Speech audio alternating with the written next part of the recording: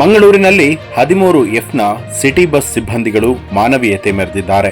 ಕೂಳೂರು ಮಾರ್ಗವಾಗಿ ಮಂಗಳೂರಿಗೆ ಬಸ್ ಸಂಚರಿಸ್ತಾ ಇತ್ತು. ಇದರಲ್ಲಿ ಪ್ರಯಾಣವನ್ನ ಮಾಡ್ತಾ ಇದ್ದಂತಹ ಪ್ರಯಾಣಿಕರ ಪೈಕಿ ಕಾಲೇಜು ವಿದ್ಯಾರ್ಥಿನಿಯೊಬ್ಬಳಿಗೆ ಥಟ್ಟನೆ ಎದೆನೋವು ಕಾಣಿಸಿಕೊಂಡಿದೆ. ಇದು ಹಾರ್ಟ್ ಅಟ್ಯಾಕ್ ಅನ್ನುವಂಥ ಮುನ್ಸೂಚನೆಯೂ ಕೂಡ ಆಗಿತ್ತು.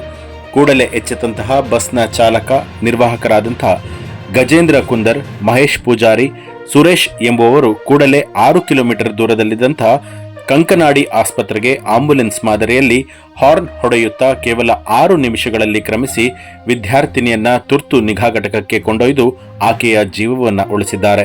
ಇವರ ಈ ಮಾನವೀಯತೆಗೆ ಜನರು ಪ್ರಶಂಸೆಯನ್ನ ವ್ಯಕ್ತಪಡಿಸಿದ್ದಾರೆ.